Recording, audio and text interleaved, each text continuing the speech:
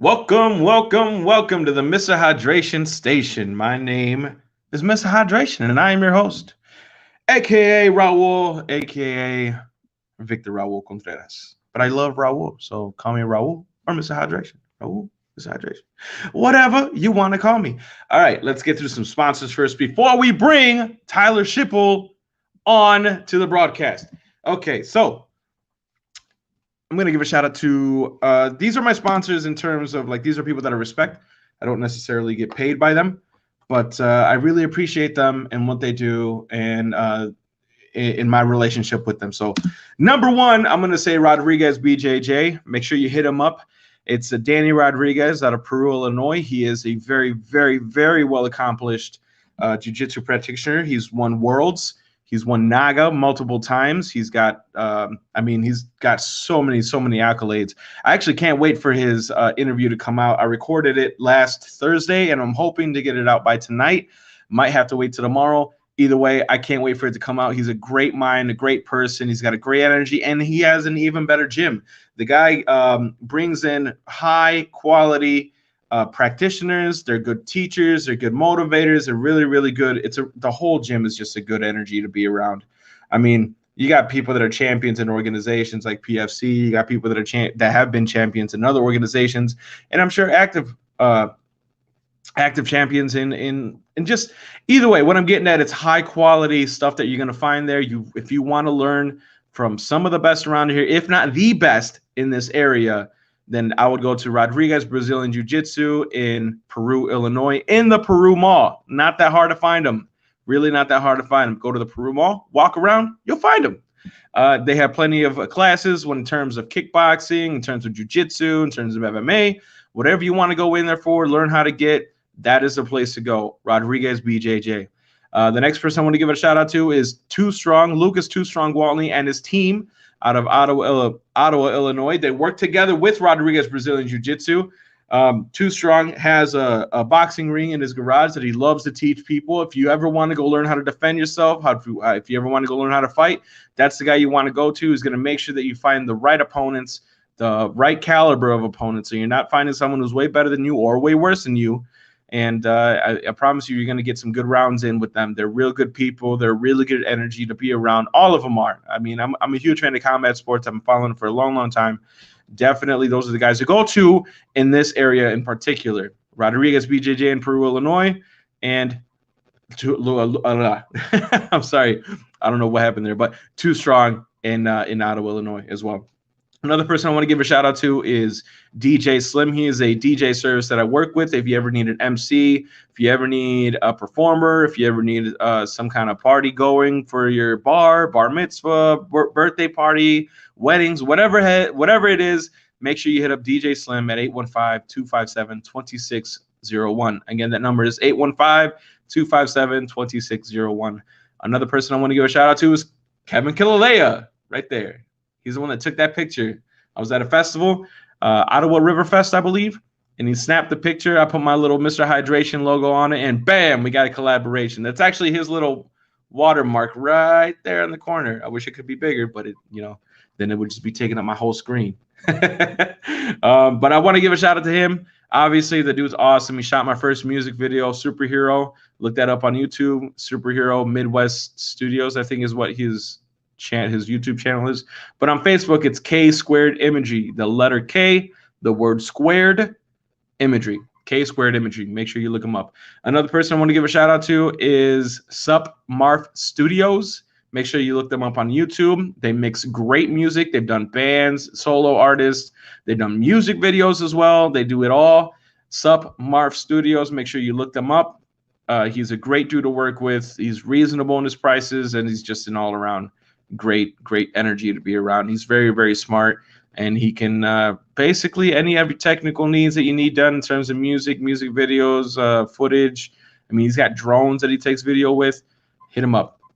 Sup Marf Studios, another great person to be around, and energy to have, and asset as a friend. Another person that I want to give a shout out to, well, I guess group of people, but it'd be more Johnny iRock and the Hard Rock Radio Network. They're a great, great radio. If you ever just want to just listen to Hard Rock Radio Network, real legit Hard Rock Radio Network, look up hrrnrocks.com.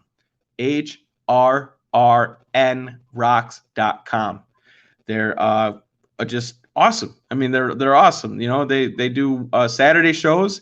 That it's called the Weekend Work Release Program from 7 to 11 p.m. Make sure you look them up. They're the whole reason I started podcasting. They gave me an opportunity when I was just a performer, you know, playing in bars on bar stools. You know, I was a nobody, and they took me in because like they really liked my energy, and here I am, got my own podcast now. All right, cool. So those are the people I want to give a shout out to. I also want to give a shout out to Bill Phelan of the Silver Fox. That's actually where I shot my first music video. He's a real cool cat. And Robert Bryant of PFC, that's Peoria Fight Club. If you ever want to go, you know, check out some fights, some good competition, go to Peoria Fight Club. They do entertainment as well as fights. And it's just a really good organization. I believe in it. They go gloves up, guns down is their moniker. I dig it. I really appreciate it. All right, so who we have coming up right now is the organizer of Phoenix Fest, the man himself, Tyler Schippel. Let's get him on the broadcast.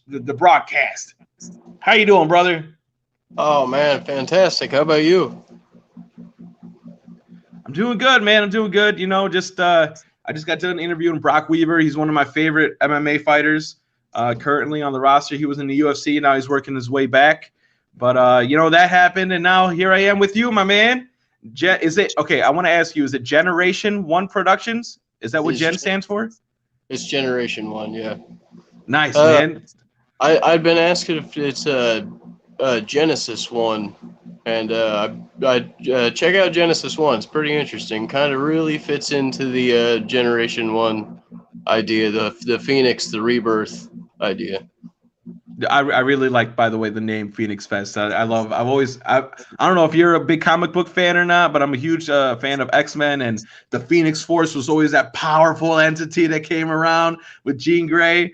And so, like, when I heard Phoenix Fest, I was like, oh, for sure, man. That's a great name. So I want to ask you, man, in terms of, like, festivals, what got you into, number one, going to festivals, and then two, coming up with your own? Well, I kind of had a roundabout entry into festivals.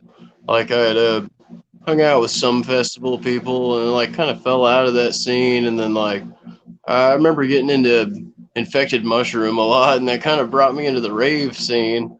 And then I originally went to Cave Fest in Southern Illinois. It used to be a pretty big deal, and fell in love with it just so much.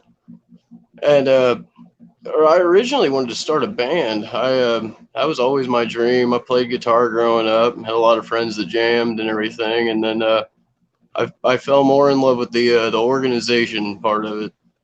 And it just it kind of stuck with me. It resonated a little more to be able to build the atmosphere, you know. And I tried before.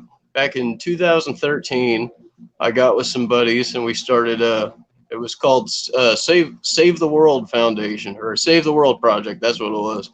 I like it, dude.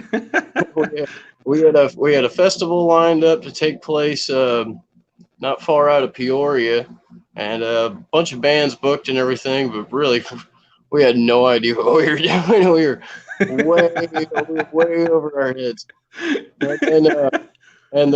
Well, luckily, I guess you could say, a storm tore up our venue about a month before time. It was too much to clean up, too much work to do. It was, I guess you could call it an act of God.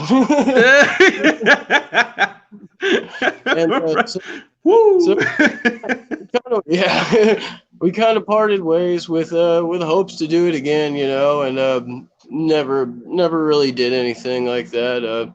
One of the other guys one of the other guys I was working with, he passed away, you know, rest in peace. Oh, I'm sorry to hear that.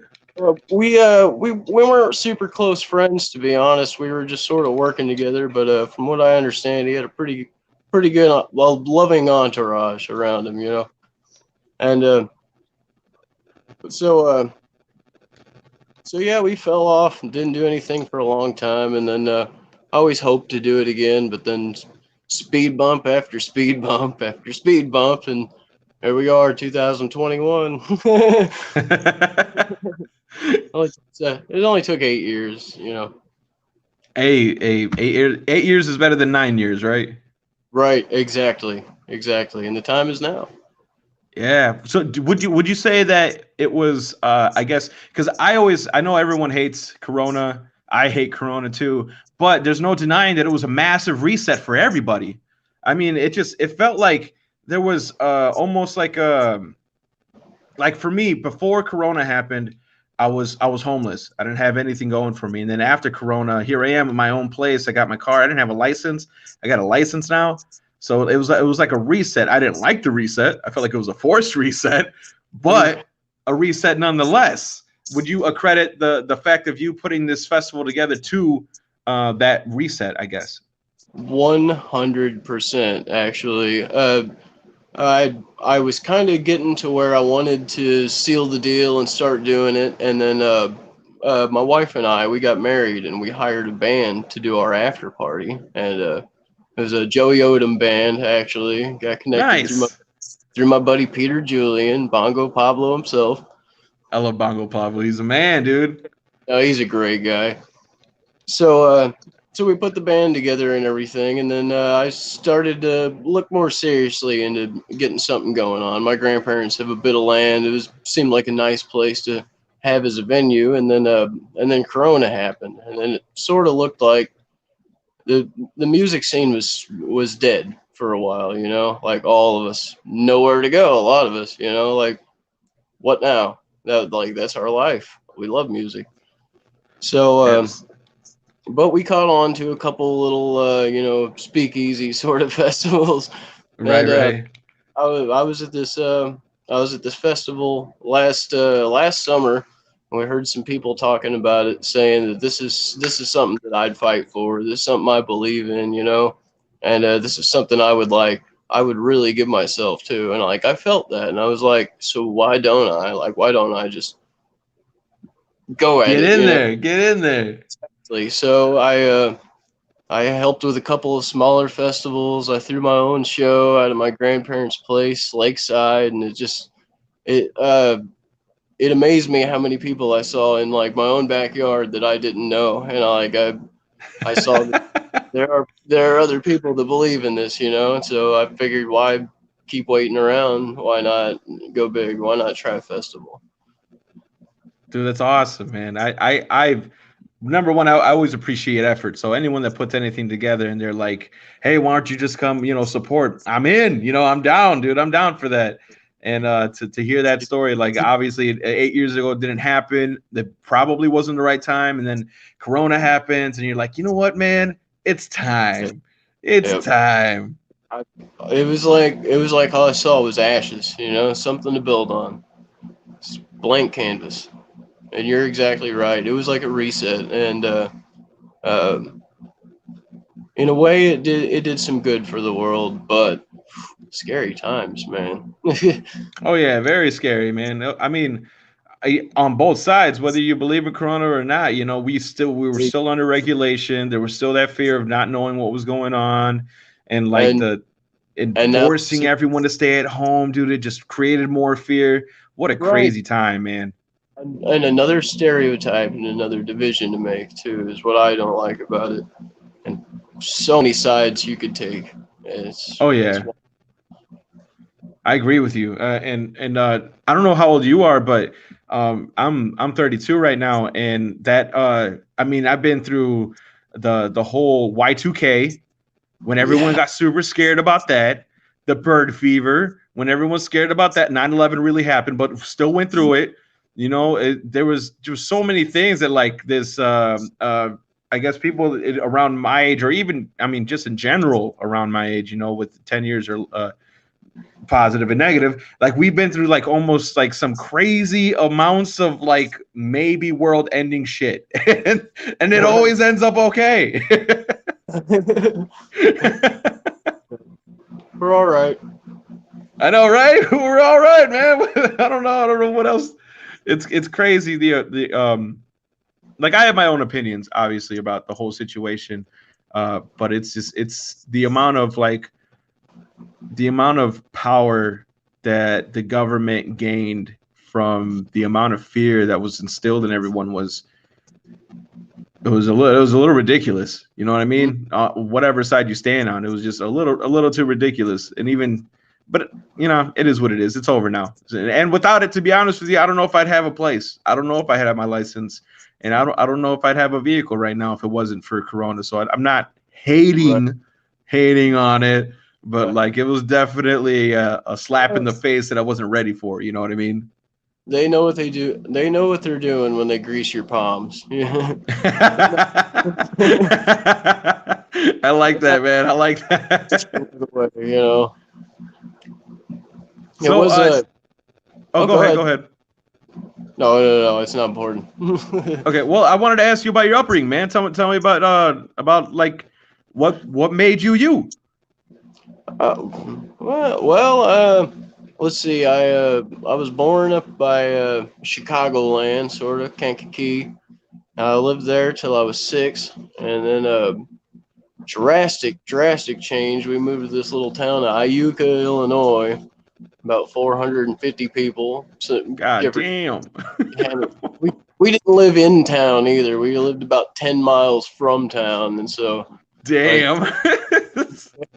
Nearest neighbor was a car ride, you know. And so we grew up out there, and it was kind of a traditional family, you know, sort of more or less the like the 70s generation upbringing. You know, you get a spanking, you don't get abused or anything like that. You get a spanking, you know, you respect your elders. And that was kind of my family life, but we had a lot of fun. And but music was a huge part of my family. My dad loved metal, hard rock, anything of that sort. And mom liked country and more like the 80s hair metal, everything of that sort. And then I remember when I first started to really get into music, I was digging through my dad's CDs and I found this Marilyn Manson album. I was like, let's check this out.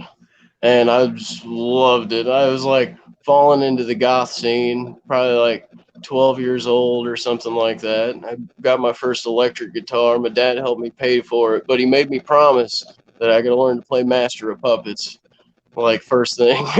So I went through with that, and then tried to get the band thing going. I had 2 younger brothers, and they're both into music too.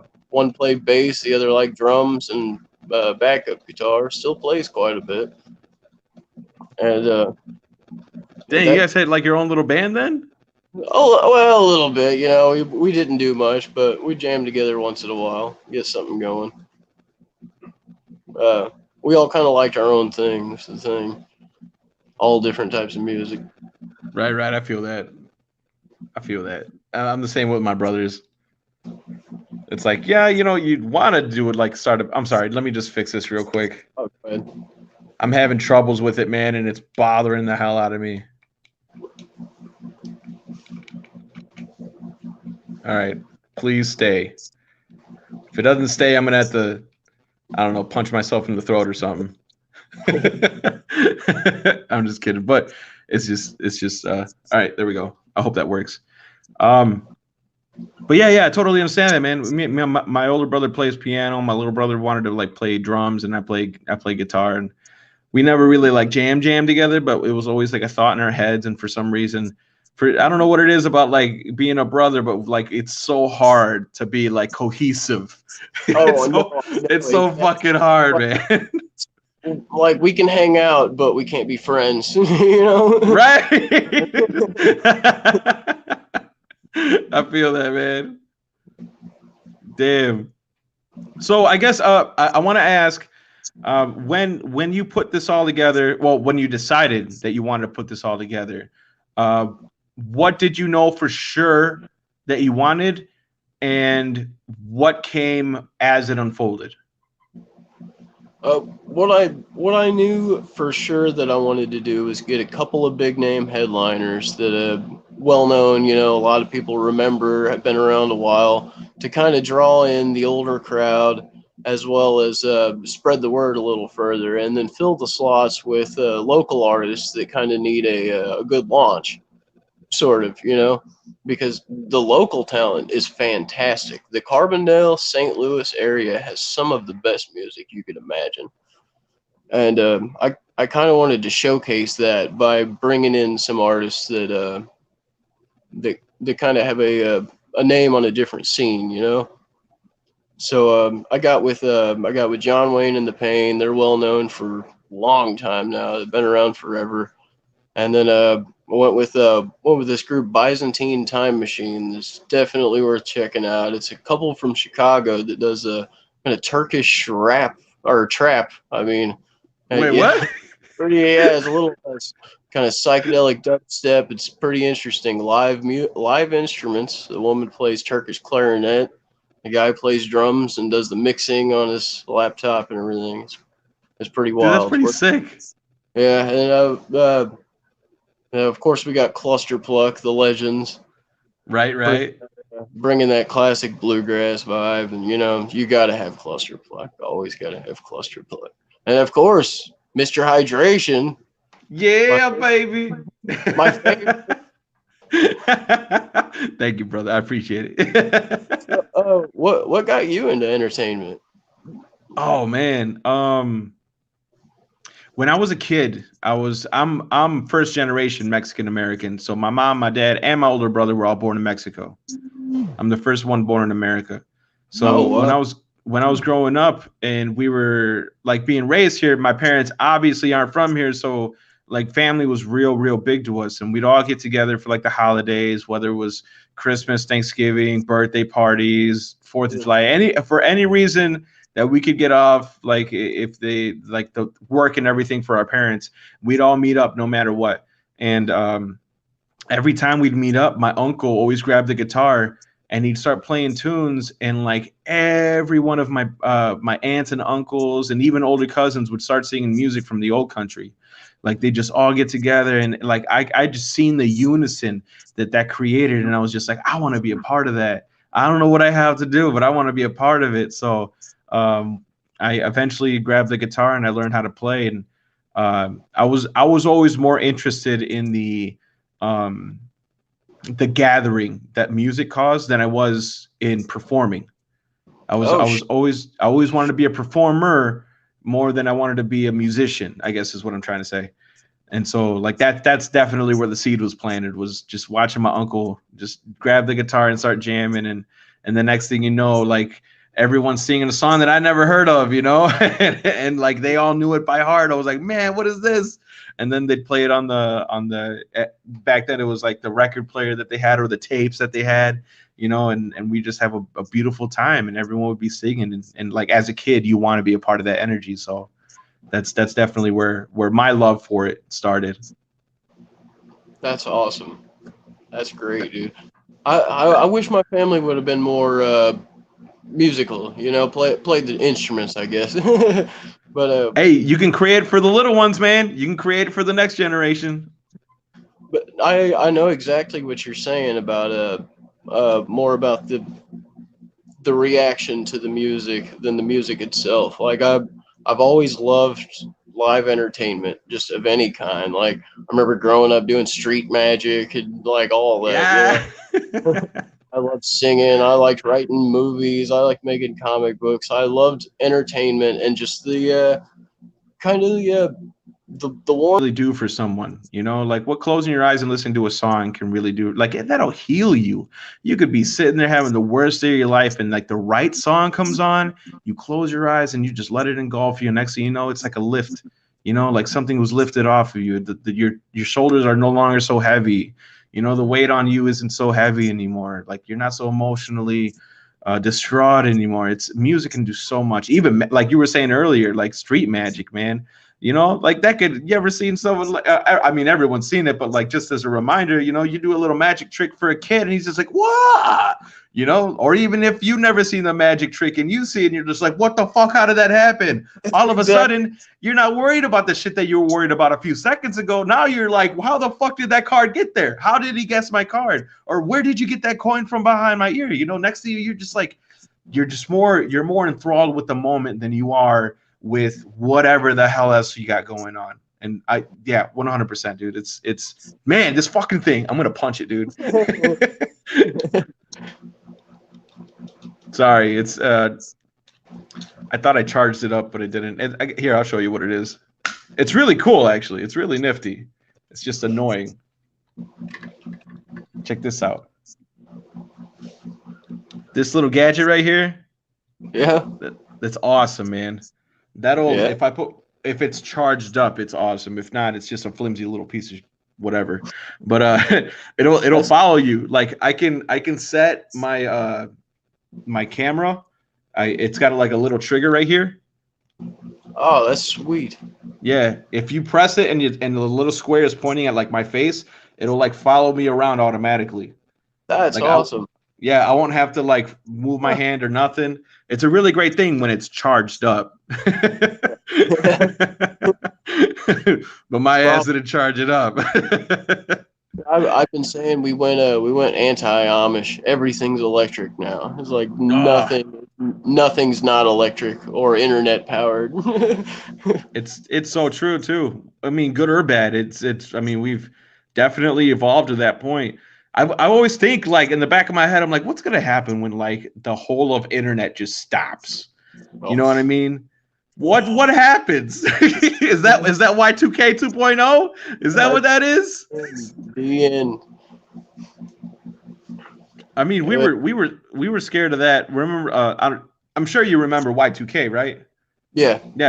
We were born in 91. Yeah. We were scared of that back when like we didn't have smartphones. Back when we didn't have like Wi-Fi and all this shit, or like smartwatches, or like when. You know what I mean? This is before we were like deep into this. And now, man, if that happens now, I don't know what's going to happen, but I don't think it'd be pretty. No. People were whining about quarantine. Yeah.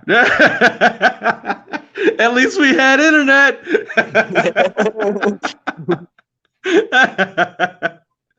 I want to ask you, what was your favorite thing to come out of quarantine outside of the Phoenix Fest?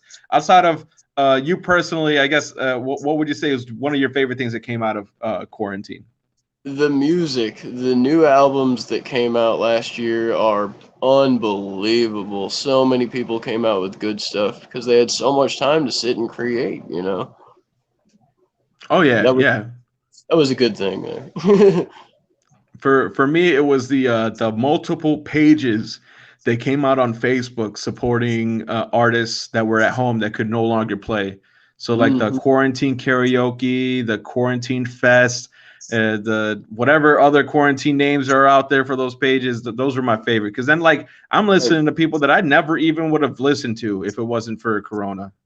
Exactly, the invention of virtual concerts. You know, it's been pretty cool. It really has been. Man, yeah, it is. Oh, so for Phoenix Fest, man, why don't you let's talk about everyone on the bill. Let's give them all a shout out. Oh God, I might need if you can.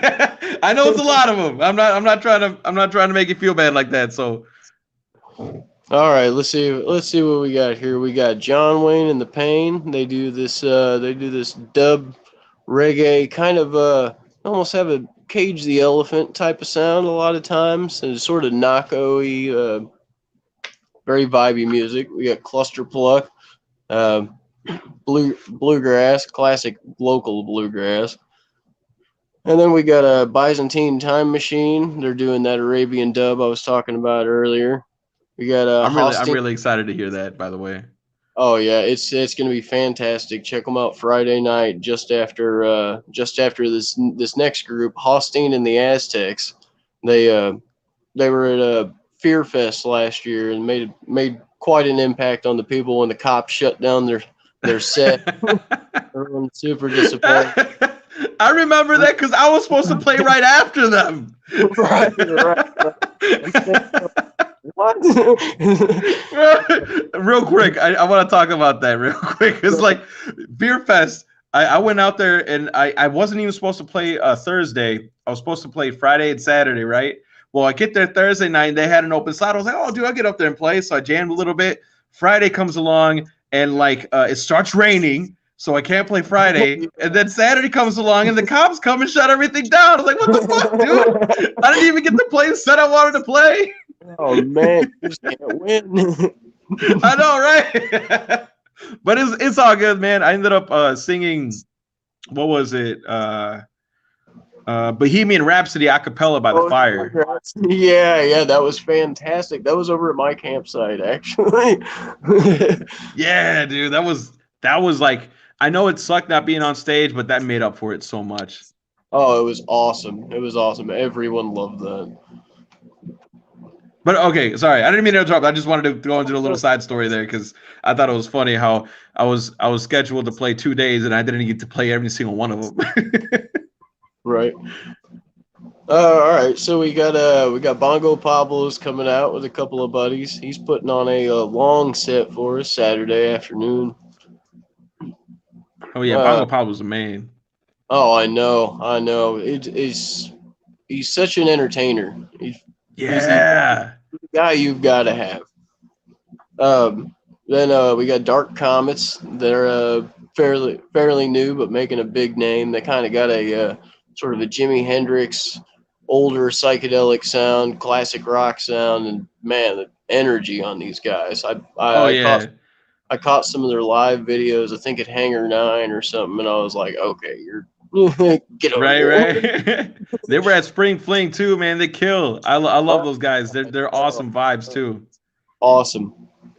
We got Midwest Freaks. We got Larry and Kyle, if you're aware of them. they're running our late night stage. They're doing the sound, lighting, everything. Oh, that is awesome. Yeah, DJ group. They kind of revolve around the house, trance, and kind of a lot of sigh and break beats. And Kyle is going to be doing a tribute to Spangle Saturday night, and I think that's something that's going to be pretty fantastic. I'm a big fan. And nice. There's nothing that quite compares to Spangle live, and I think at Tall Tree Lake, just with the lake in the background, it's going to be amazing. I love Tall Tree Lake, man. Tall Tree Lake is so beautiful. Beautiful and big too. A lot of space. Yeah. You know, there's a lot of places you could go to isolate yourself out there, and that's pretty nice. Then we got Yowler coming out doing a DJ set, and then also just added is Subplay, who's going to be doing a DJ set. He was at Sugar Creek Family Jam a few weeks back and made a huge impact on the crowd. He came out like no one knew him really, and then he started throwing down. He does a lot of drum and bass, but it's almost kind of fused with like trappy. I would call it, I don't know, like tech dub, you know. But he has quite an original sound.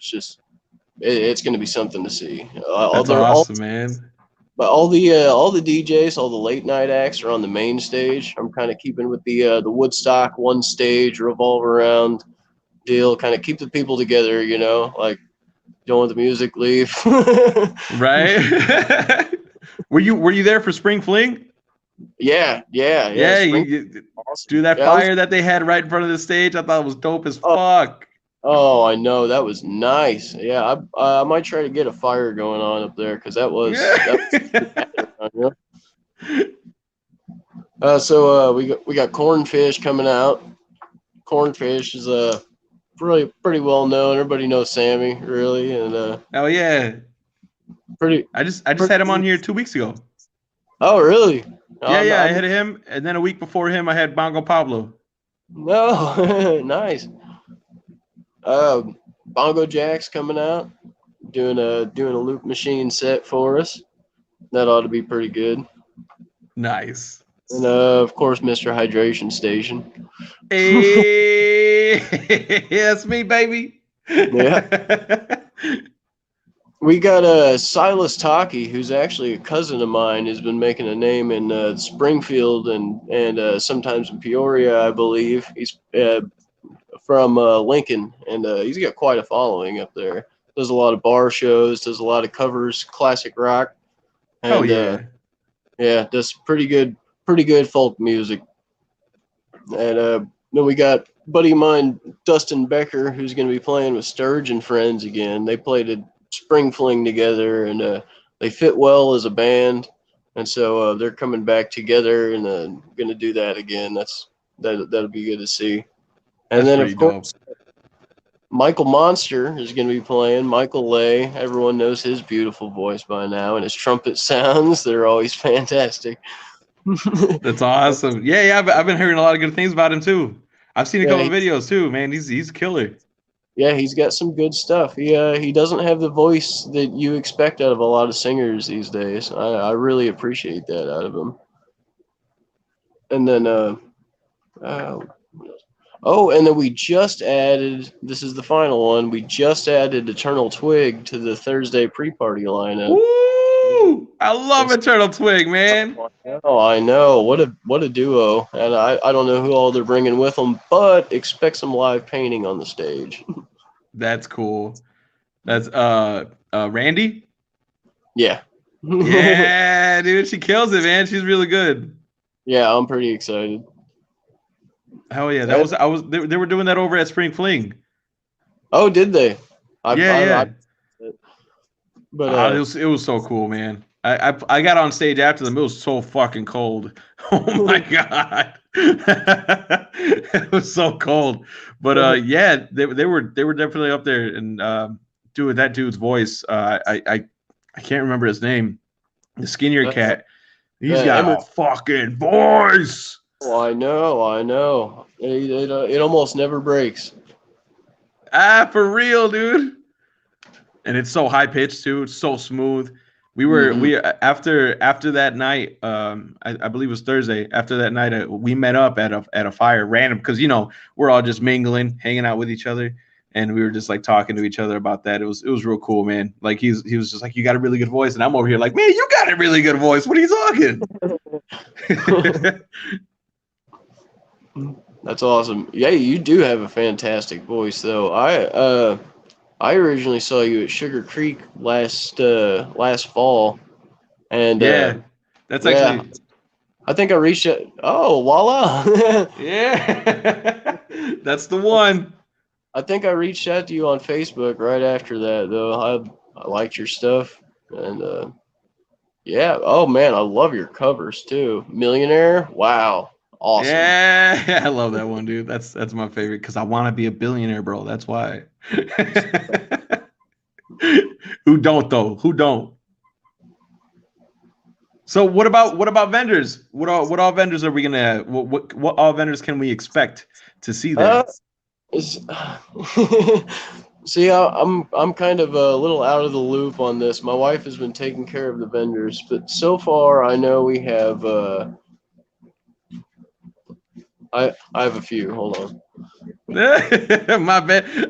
I'm not trying to like grill you on this, man. I'm just curious. I want to get it out there. You're all right. A few I have jotted down. I got a Lost Tribe Art Collective, and a lot of people know them. They're a big group. Got huge tent, all kinds of homemade crafts and stuff. And it's a collective of artists. They find stuff from all over. We got a She-Wolf and Wolfenheimers. We got Tie-Dye with Worm. If you guys know George Zellers, he'll be there. Yeah. Kind Mind, CBD. Let's see. Inner Light Creations. Jay Blazin, who I just met earlier this spring, and what a good guy. He's a great guy. Patchwork Ghost. Midnight Mining Company.